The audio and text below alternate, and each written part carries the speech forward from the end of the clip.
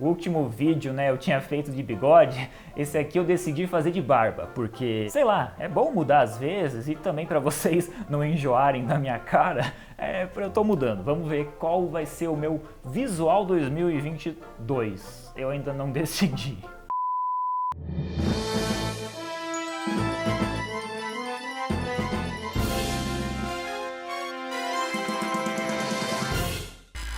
Quando a gente fala de música e cultura pop, é impossível não falar dos Beatles. Os caras são lembrados até hoje como uma das maiores bandas de todos os tempos. Mas além do sucesso na música, os Beatles também fizeram sucesso no cinema. Eles chegaram a gravar alguns filmes live action e também fizeram um filme de animação, um filme muito louco por sinal, chamado Yellow Submarine. O filme trazia um estilo bem psicodélico, com cenas que faziam você se sentir que estava viajando na maionese, se é que vocês me entendem. Esse filme dividiu opiniões, algumas pessoas amaram, outras pessoas odiaram, acharam uma... E aí, uns anos atrás, o que aconteceu? A Disney tinha anunciado que estava planejando fazer um remake desse filme, só que ao invés de fazer uma animação 2D, ela queria fazer um filme com animação 3D.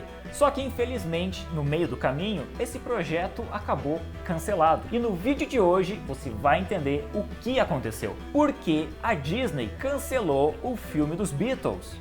E só antes de começar, eu preciso lavar o meu cabelo e falar que esse vídeo aqui é um oferecimento da Manual, o jeito mais prático para o homem cuidar da sua saúde. A Manual é uma empresa especializada no tratamento para calvície. E aí você deve estar pensando assim, mas Andrei, você não tem calvície? Sim, eu sei, mas é que a Manual tem tratamento para a prevenção da calvície e tem também tratamentos para a prevenção de queda de cabelo. E como eu gosto muito do meu cabelo, eu decidi já começar a minha prevenção, porque um homem nunca sabe quando vai começar a cair os seus cabelos. A Manual tem uma plataforma online onde você preenche um questionário e aí um médico especialista vai recomendar o tratamento mais indicado para o seu caso. E isso que é o mais legal, você consegue fazer tudo online, sem sair de casa, igual eu tô fazendo agora. Você já faz a consulta, já preenche o questionário, o médico já avalia, e aí ele já te manda o diagnóstico, e ali mesmo no site você já pode pedir os produtos e eles vão chegar diretamente na sua casa. Só para vocês terem uma ideia, os produtos custam, em média, a partir de R$ 25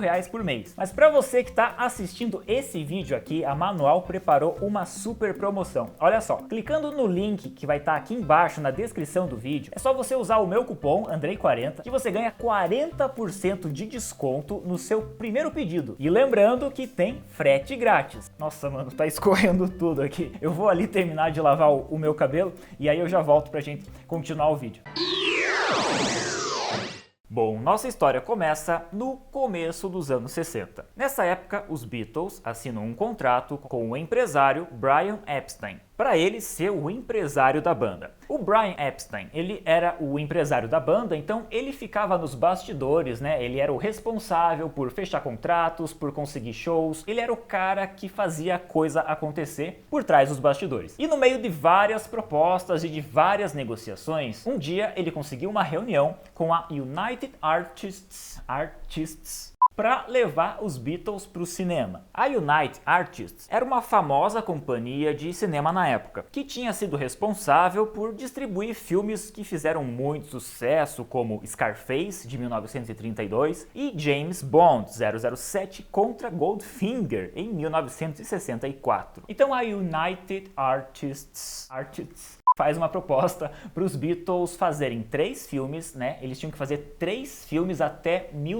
Eles tinham que lançar 3 filmes até 1970. E aqui só fazendo um parênteses. Na verdade, a United Artists, ela não estava tão interessada assim em fazer cinema. O que ela queria, na verdade, era lançar discos de música dos Beatles. Só que ela não podia. Por quê? Porque os Beatles, eles eram uma banda britânica que tinha um contrato com a EMI, que seria a gravadora, e era ela quem tinha, digamos, os direitos autorais para vender os discos dos Beatles. Só que nos Estados Unidos, quem representava a EMI era a Capitol Records. E a Capitol Records, ela tava para os Beatles, porque assim, uma coisa que a gente tem que entender, o mercado americano, ele é um mercado muito nacionalista, e isso não é só no mundo da música. Se a gente pegar, por exemplo, no mundo da animação, sempre que alguém tentava trazer, por exemplo, uma produção japonesa para o mercado americano, sofria muita resistência, era muito difícil você convencer um canal de TV nos Estados Unidos a aceitar passar uma produção japonesa. Só para vocês terem uma ideia, tem o caso do Ain Saban, a primeira vez que ele tentou trazer um tokusatsu,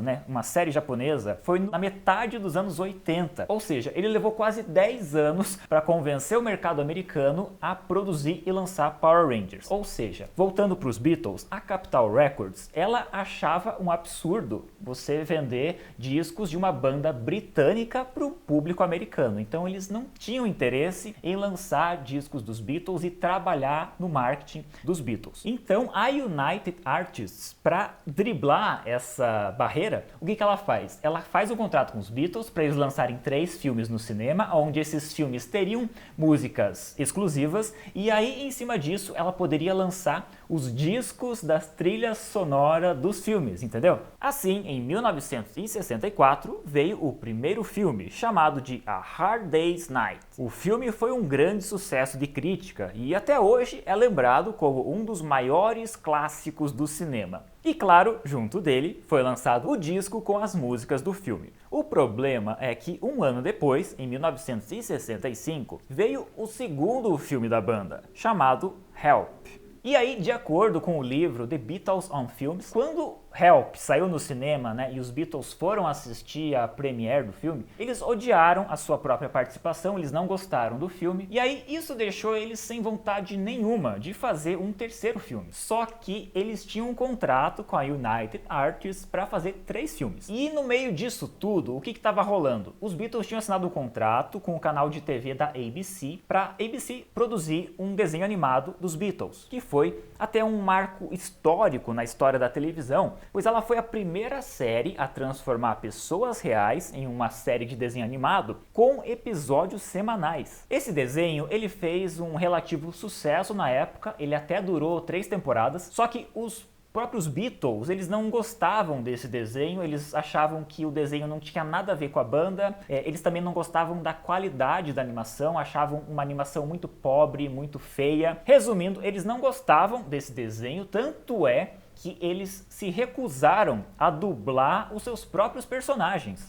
Bom, os Beatles não queriam gravar mais um filme, só que eles tinham um contrato para cumprir. Então o Brian Epstein, que era o empresário da banda, ele tinha que arrumar uma solução para cumprir o contrato. O que ele pensou? Se o desenho da TV, né, ele é feito sem que os Beatles participem de nada, e se a galera aí que tá fazendo esse desenho fizesse um filme de animação para os cinemas? Aí a gente lançava o filme, cumpria o contrato, os Beatles não iam precisar fazer nada e ficava todo mundo feliz. Só que o problema nessa história era dinheiro. O orçamento que a United Artists tinha dado para esse terceiro filme, aquele dinheiro dava para fazer um terceiro filme live action, mas fazer um filme de animação era muito caro. Então eles iam ter que se adaptar àquele pequeno orçamento e dar um jeito de fazer um filme de animação com aquele pouquinho dinheiro que eles tinham. No fim das contas, essa falta de dinheiro acabou sendo muito positiva. Ela forçou toda a equipe a buscar soluções criativas. E esse é um dos motivos de por que esse filme é cheio de efeitos psicodélicos e tem esse estilo visual tão diferente. Isso foi muito positivo porque quando os Beatles viram os primeiros rascunhos e conceitos de como o filme estava sendo produzido, isso deixou eles muito surpresos. E aí eles mudaram de ideia, eles ficaram super empolgados e até pediram para gravar uma participação especial para o filme. E é por isso que eles aparecem em uma pequena cena mais pro final do filme.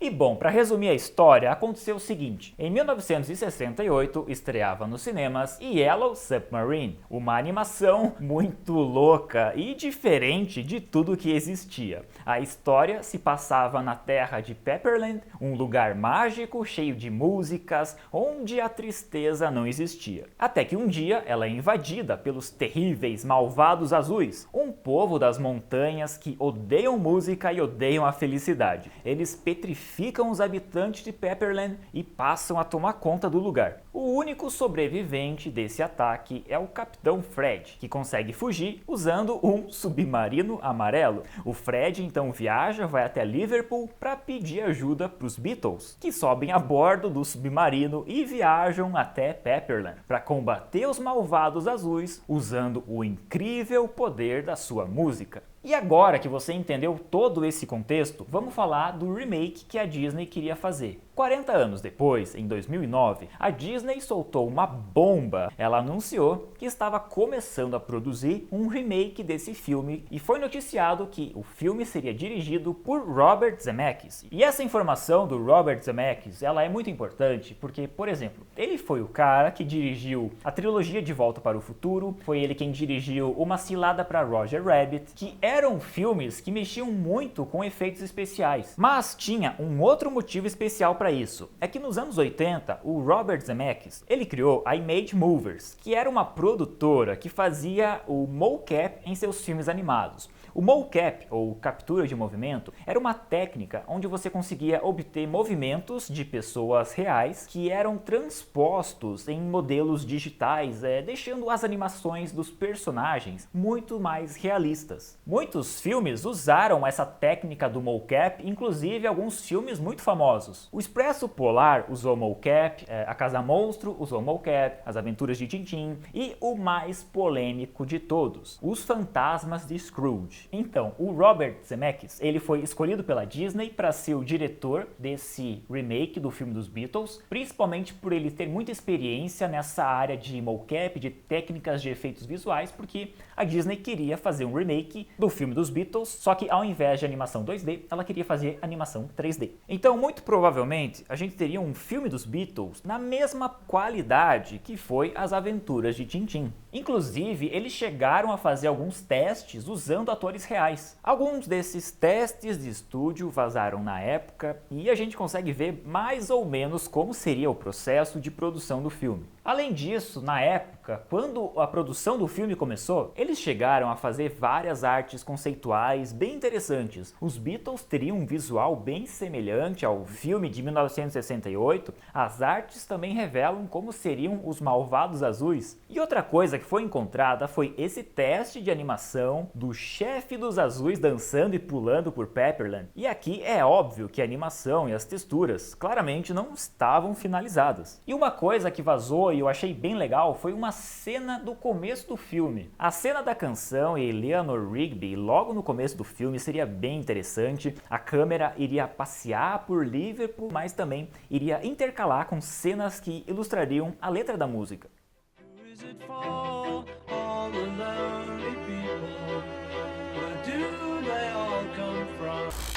E só para deixar você morrendo de vontade de assistir esse filme que, infelizmente, nunca vai ser feito, eu acho, existe uma cena que foi renderizada usando as técnicas de efeitos visuais e tal, e através dessa cena dá pra gente ter uma ideia de como seria o resultado final, do visual desse filme. Olha só. What's the matter, John, love? Blue meanies? Newer and bluer meanings have been sighted in the vicinity of this theatre. There's only one way to go out. How's that? Singing! E agora você deve estar se perguntando, tá, mas por que a Disney cancelou esse filme? Ele tinha tudo para ser um filme incrível. Por quê? Bom, a treta toda começou em 2009, depois do lançamento do filme Os Fantasmas de Scrooge, que havia sido dirigido por Robert Zemeckis, que foi quem fez os efeitos visuais desse filme com a sua empresa da Image Movers. Na época, esse filme acabou sendo um grande fracasso financeiro. Ele teria dado tanto prejuízo para a Disney, a ponto de, na época, o presidente da Walt Disney Motion Pictures, o Mark Zoradi, renunciar ao seu cargo e todo o seu departamento sofreu uma grande reestruturação. E o problema é que o filme do Fantasmas do Scrooge, ele tinha sido feito usando as técnicas, de efeitos visuais do mocap, e quem fazia todo esse processo foi a empresa do Robert Zemeckis, a Image Movers. E para piorar tudo, em 2011 foi lançado Marty Precisa de Mães, que era um filme que também usava mocap na sua produção e que também tinha sido feito pela empresa do Robert Zemeckis. Esse filme também foi um grande fracasso financeiro e aí a bomba estourou. Depois de 2 filmes seguidos que usavam mocap darem tanto prejuízo financeiro, a Disney decidiu parar os seus projetos que usariam mocap e no meio disso, o próximo filme que estava sendo produzido e seria lançado seria justamente o remake do filme dos Beatles. O Robert Zemeckis até tentou levar esse projeto para outros estúdios, mas ninguém se interessou, o que é muito triste, porque depois que a gente viu tudo isso, acho que dá pra gente ter uma noção de que esse filme ele tinha muito potencial de ser um filme incrível. É curioso, porque eu fico pensando, imagine se esse filme do Yellow Submarine tivesse sido feito e tivesse sido lançado nos cinemas. Ele poderia ter sido um baita filme, mas infelizmente ele acabou sendo cancelado. Bom pessoal, é isso. Se você gostou desse vídeo, agora você pode ajudar o nosso canal clicando aqui embaixo na opção Valeu Demais. E através dessa opção fazer uma doação para ajudar a gente a continuar produzindo mais vídeos como esse. Aproveita também para assistir aos últimos vídeos que saíram aqui no canal. Se quiser falar comigo, minhas redes sociais estão aqui na tela. Eu sou Andrei Bedeni e a gente se vê no próximo vídeo. Tchau!